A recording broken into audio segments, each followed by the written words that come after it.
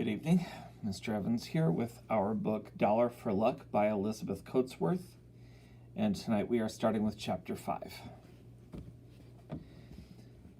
It was easy to talk about finding Emily, but Emily was not easy to find. The Genthner horses were afraid of the storm. If they hadn't been tired from the all-day trip, they'd probably have bolted. As it was, they reared several times and backed when the lightning came especially close, and nearly upset the surrey. Everyone was glad to get them safely back to their stable and take up the search on foot. "I'll bet she's on the pluribus this minute," Belle suggested. "No girl's going to hide under a bush long in a storm like this." But when they went back to the schooner, there was no sign of Emily, though they called and searched. "Maybe she's gone up to your house, Ken," Cliff suggested. "We'd better go up and see. Belle, you stay here and get some dry clothes on. We'll be back in just a few minutes." "No, I'll go along. I've been wet before." "Put on your slicker and sou'wester, then." "I'm wet as an eel already. Let's start. No good standing here talking." As they climbed up the road, she asked Ken, "Emily and your ma get on well?" "Sure," said Ken. He hadn't thought much about it, but now he remembered his mother kissing Emily, and the way the girl had clung to her, almost like a kitten he once saved from drowning. He'd pushed an oar out to it, and it had hung on desperately, a little the way Emily looked, now he thought of it. "Real well," he said. "I just hope she's with your ma then," said Belle, sloshing ahead. The sheriff had left them, telling them to be sure to let him know if they didn't find the girl. "She may have started back to Waldoboro," Cliff suggested uneasily. "There's miles without a house, and she may be lost. Or she might have started out for Thomaston even." "Swamps," said Belle.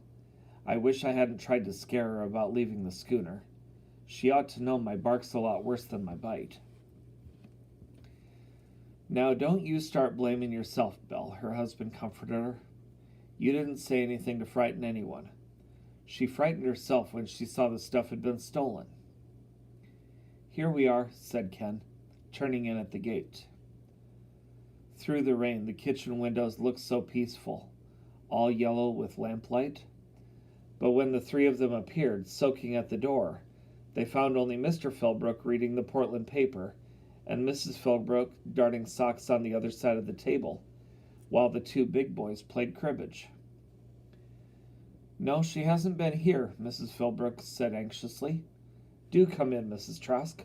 Why, you're wet to the skin. I'll make you a nice hot cup of tea right away." Mr. Philbrook glanced at his elder sons, and all three, without a word, got up and took their caps and slickers from the woodshed and lighted a couple of lanterns. "We'll look around," Mr. Philbrook said. "Ken, you'd better stay in now and change. We'll go with Cliff." "Please, Dad," Ken began to protest. But his father cut him short. "Do as you're told, son." And the four men went out. For a while, the three in the kitchen could hear their voices calling through the slash of rain and the thunder. But soon there was only the storm sluicing at the windows. "Why do things always have to happen in storms?" Mrs. Philbrook asked. "Ken, you go change like a good boy." "Your tea's almost ready, Mrs. Trask." Ken did change and stood at the window, his freckled nose flattened against the pane. Like the women, he was uneasy and restless. He saw Emily's face and her unhappy two-colored eyes. A storm like this wasn't anything for a girl to be out in. She was going towards the shore when he'd seen her, running. She'd already been ashore, the Trask said. Where'd she been? If he'd been in her place, what would he have been doing? But of course, he'd have been in a boat. But if he'd been on land? Guiltily, he went into the shed and put on his own slicker and let himself out. His dad and the others must have been away an hour. Once he thought he heard someone called Emily over by the point. The rain was not coming so hard now, and he could count 9 or 10 between lightning and thunder, so the storm was passing by. The grass was slippery underfoot and cool against his legs. He followed the path toward the shop and then branched off on a much less worn path that struck down harbor. Sometimes there didn't seem any path at all. 2 years ago there had been a good one, but he didn't go down to the Thomas E. Bailey very often these days. Still, he'd have known the way even without the lightning. In the clump of trees and bushes, the ground was almost dry again, though rain kept spattering down on his shoulders. The pilot house was dark, but when he opened the door and called Emily, something stirred inside and her voice faltered, "Who's that?" "You come out of there right this minute," he said severely. "You've had everyone hunting for you for hours and scared half to death." "About me?" Emily quavered. "I didn't think anybody'd care 2 straws. If I hadn't been too scared, I'd have run up to your house when it began spittin' so." "Well, you're going to my house now. Put one of those quilts over you. It's still raining. And hurry up. Belle Trask is waiting." Emily drew back again. "Oh, Ken, I don't dare." "What are you scared of Belle for? She's not going to eat you. She's real nice." "Oh, yes, you don't know. They got all the things, or almost all, back again. You're what they've been worrying about." He could hear her splashing and stumbling up the overgrown path behind him. "And the lucky dollar?" came her anxious voice. Ken expanded. "I found that, right under 1.5 feet of water where Dale Fraser had been digging clams. That's how come they got all the rest of the things." "How wonderful." When they had reached the wider path, she asked, "Was your ma worried too?" "Sure she was worried," he answered impatiently. Then he remembered her drowning kitten look and added gently, "Real worried, Emily." When the children came into the kitchen door, there was great excitement. Belle burst into tears of relief, and the next moment would have boxed Emily's ears if Mrs. Philbrook hadn't interfered. "The child's been through as much as you have," she said. "She's skin and bones. Sea life don't agree with Emily. She ought to stay ashore." "I'll go and blow the horn for Dad," Ken interposed. "Come on, Emily, it's in the shed." The repeated blare of the dinner horn brought the men in after a time. "Well, young lady, you've had us all by the ears," exclaimed Cliff Trask good-humoredly when he saw Emily. "Once is all right, but don't you do it again. It could get tiresome. Who found you, Ken? Ken, you're quite a boy. Found the lucky dollar, and then found the loot, and now you found Emily. Wish I could do something for you in return." The desires of a lifetime rose up in Kenneth Philbrook like a racing tide. "Wish you could take me on the pluribus, Cliff. I'd work hard." Cliff Trask laughed. "Wish we could, Ken. Belle and me'd like nothing better. But I guess your pa and ma'd have a word to say about that." When Ken spoke, his mother had taken a quick, deep breath and stopped darning, her needle in the air. Now she looked at her husband, who looked at her. "It's up to his ma," said Mr. Philbrook. Mrs. Philbrook didn't speak right away. Then she smiled. "I've seen it coming for a long time," she said in her ordinary voice. "Most of the men in Otis's family, and mine too, have been sailors. If Ken has to go to sea, I'd rather he'd go in the store boat. And when you winter up at Swan's Island, he can come home and have his schooling with us till spring." "That's fine," exclaimed Cliff. "Ken's just what we've been looking for, ain't he, Belle?" "Yes," said Belle. "He likes the sea. Guess we'd best go down to Portland and take Emily back. Getting her was my idea, and it hasn't worked out too good." "To the orphan asylum?" asked Emily in a stricken voice. "I'm real sorry, but you've only yourself to thank, haven't you? You've been down-spirited right along, and then look at the trouble you've made everyone today." Yes, said Emily miserably. I guess I'm no good. But Mr. Philbrook's blue eyes and Mrs. Philbrook's brown had again been seeking counsel together, and at her unspoken question he had nodded. Now she said briskly, How would you like to stay with us, Emily? The girl's face flushed red with sudden joy. With you? Here? She cried. Could I? Until Ken comes back? It was Mr. Philbrook who answered. No, for always, if both parties are satisfied, and I have no doubts we will be. Ma always wanted a girl along with all our boys, and I guess you're the answer. Now don't cry like that, Emily. It's nothing to cry about.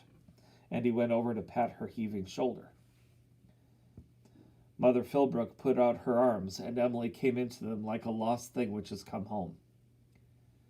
Belle Trask sniffed audibly. Now it's all come out nice, she said. I'll write the asylum and tell them where she is. They have to know. Cliff, we'd best be getting to bed. It must be near midnight, and we'll be off early. Cliff Trask went to the door and looked out, letting in the cool, damp odor of wet earth and grass. Rain's nearly over, he reported, and the air's cooled off nicely. Good night, everybody. Ken, you'd better be done with your things by 5 or a little after. Emily can get her things then, if she's staying here tonight. Guess you people won't get much sleep, but don't you worry about Ken. So long as the lucky dollar's at the mast, there's nothing will go wrong on the E Pluribus Unum. While the others were shaking hands and saying goodbye, Emily and Ken stood side by side, a little shy. 5 days ago, they'd never laid eyes on each other, and now they were going to be brother and sister. 5 days ago, they were both unhappy, and now they had everything in the world they'd been longing for. Somehow that old $1872 had fixed it up for them. Ken was in a generous mood. You can use the Thomas E. Bailey whenever you want to, he said in a voice pitched below the conversation of their elders. Really, Ken? Oh, I'd love that. I never in all my life had a place of my own. Her joy moved him to further heights of generosity. I don't use it anymore. You can have it for keeps. Before such a gift, Emily was speechless. Then she, too, showed what was in her. No, she said. I'll keep it nice for you and have it ready when you come back. I'm going to miss you, Ken. Sure, he said offhand. We'll have fun when I get back. I'll tell you all the places I've been to on the Pluribus and everything. I'd like to hear. Suddenly the storeboat and Cliff and Belle Trask took on a nostalgic sweetness in Emily's eyes. Not for her was their life, but they had brought her to her present happiness. She ran to the door just as Belle was leaving and put out a penitent hand. Goodbye, ma'am, she said, all in a breath. Thank you and Mr. Trask for taking me, and I'm sorry I disobeyed you and made you so much trouble. Belle Trask was not one to rake up old ashes. She shook hands with Emily quite affectionately. Yes, Emily, she agreed, you were real naughty, but it seems to have worked out fine for everyone concerned. Good night now. See you in the morning. And from the darkness behind her, Cliff's voice boomed out cheerfully, See you tomorrow, folks. Chapter 6. Never saw a finer day, said Ken, sitting cross-legged on the deck in the shadow of the sail. The E Pluribus Unum was hardly doing more than drift. She hadn't enough wake to rock a chip of wood, and the mainsail flapped every once in a while and threatened a jib. But Cliff Trask at the wheel lazily came awake enough to head the old schooner so that she caught what faint stir of breeze there might be, and the boom stopped seesawing and went back to where it belonged. Belle Trask, in her breeches and rubber boots and a man's shirt, sat in a kitchen chair beside Ken, paring potatoes into a pail of fresh water. Ken was helping her. You say that every day, said Belle. Can't help it, said Ken. Maybe it's the weather or maybe it's being on a vessel, but everything seems too fine to last, like when you first see a rainbow. I know, said Belle. Cliff and I felt the same way, but of course we're middle-aged. Some of the colors naturally wore off for us. But I remember days 20 years ago when we first started cruising the storeboat, and sometimes I'd just clap out singing so loud Cliff would say, they'll hear you in Nova Scotia, but I couldn't help it. Sounded nice, Belle, said Cliff unexpectedly from the stern. You always had a sweet voice for a big woman. Get along with you, Cliff, but Belle was pleased. Here, Ken, heave the peels over the rail. We've potatoes enough for an army. Ken got to his feet in his quick-moving way, dislodging a yellow shag kitten which had been asleep against his leg. The kitten blinked and yawned, its pale pink tongue showing in a hard curve between needle-sharp teeth. The rest of the litter had all been sold by now, but Belle had decided to keep Marigold. Ken dumped the peels overboard and watched them drift away on the smooth water, dimpled with darker green. As he expected, first one seagull and then 4 more appeared out of nowhere to investigate, squabbling and squawking as they alighted on the surface, their long wings almost touching high over their heads for 1 second as they landed.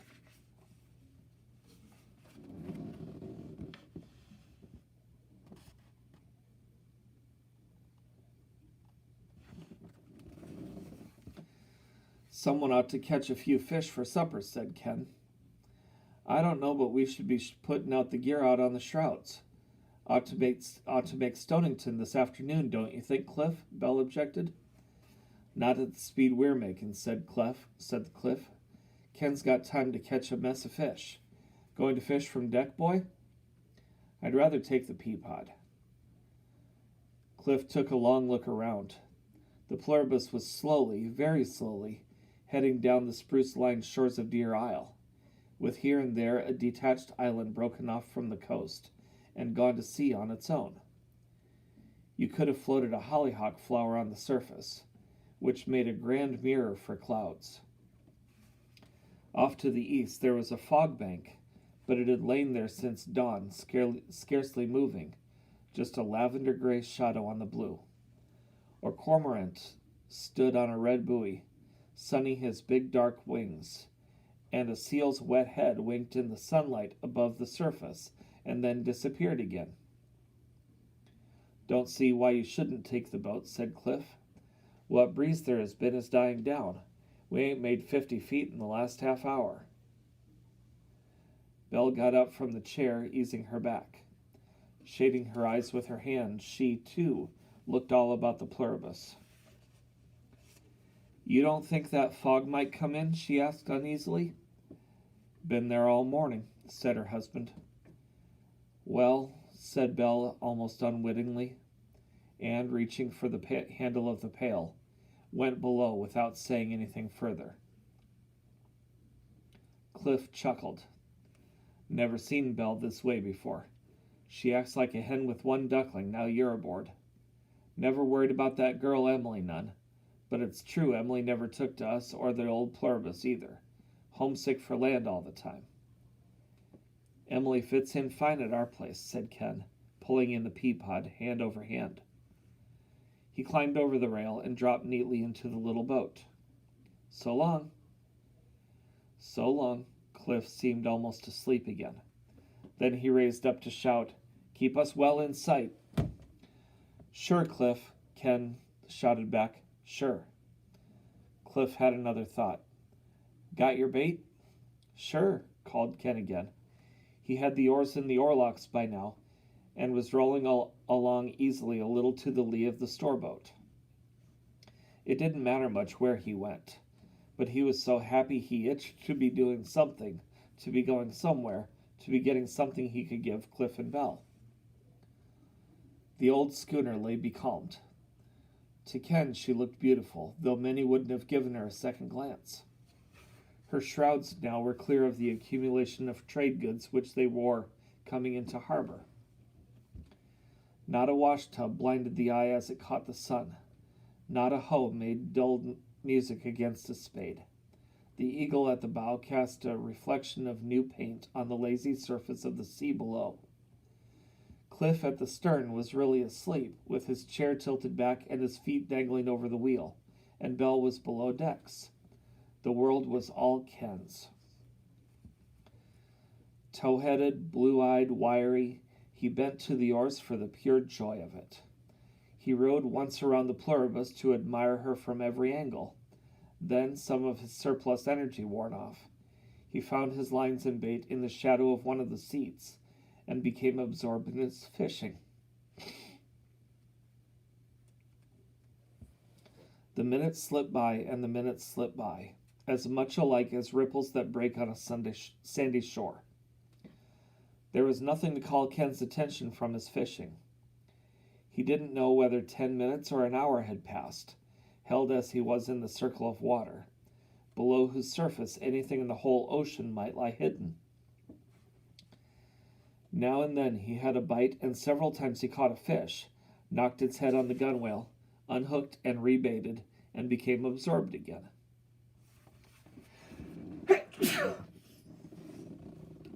It was some time before he noticed the change that had come into the air. His body was cool long before his mind was aware of it. The sun was still shining, but the heat had gone out of its light. The color of the water was paler and getting paler all the time. Chilly, Ken thought, looking up at last. Fog must be coming in. The fog had certainly come in. He could see the storeboat like the white dream of a vessel, with the fog spinning a cocoon about her. Better be getting back, Ken thought. And just then he heard the bray of the conch shell. That's Bell, he thought. Bet Cliff's still asleep. Somehow, while he fished, he had drifted further from the pluribus than he had ever intended. But still he had no fears. Glancing over his shoulder to make sure of his direction, he began to row hard. He was a coast boy, and knew that once a fog began to come in, it might come in fast. The second time he looked toward the schooner, he could barely see her, and the third time she was gone. Ken checked his uneasiness. The conch will guide me, he thought. He could hear the shell, loud and anxious, bleeding through the fog, every now and then stopped his rowing to listen for it. At first he was sure that he was making straight towards the sound, but then he became less sure. It was hard to tell where it was coming from. In spite of the fog, a breeze had come up, a cold, wet moving of the air. In his last glimpse of the pluribus, he had seen that Cliff was lowering sail, but even so the schooner was no longer becalmed. She was drifting, however slowly, and she was completely hidden from sight. Ken did not give up hope. His rowing warmed him, even in the dripping air. The fog now hid the sun entirely. It was coming so thick that he could scarcely see even the dead, dull surface of the water. A gull, appearing suddenly almost above his oar, was silent and terrifying as a ghost.